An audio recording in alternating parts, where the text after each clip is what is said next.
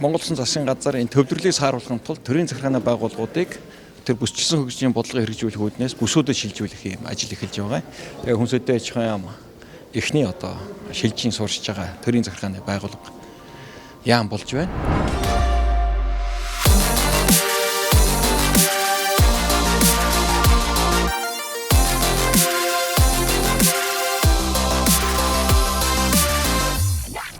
Аж ахуйн энд төвлөрнө гэдэг бол энэ бүс нутагт яг энэ чиглэлийн бүхий л яг энэ яамтай холбоотой энэ ажлыг эрхэлдэг иргэдтэй холбоотой аж ахуйн нэгж байгууллагатай холбоотой олон шийдвэрүүд хөрсөн дээр шууд боход ойрхон түшиж суулна гэж ойлгож байгаа. Зээлийн батлан налтын сан бод Монголын төвийн бүс буюу Давхан хотод төвсөндөө аж ахуйн үйлдвэрийн амнууд ирж байгаатай холбоотойгоор салбараа байгуулж энэ төвийн бүсийн салбар гэдэг. Энэ салбар байгуулсан давуу тал нь юм бол тариаланчдын бүслүүдийг буюу тариаланчид, ногоочд, малчдад илүү ойр төргийн шуурхаа өөрчлөх мөн яамныхаа дэргэд цуг байрлаж байгаа учраас бүр илүү ойрхон яг бодлогын газартайгаа нийлээд хамтраад өргөчөөд их чухал ач холбогдолтой гэж үзэж байгаа.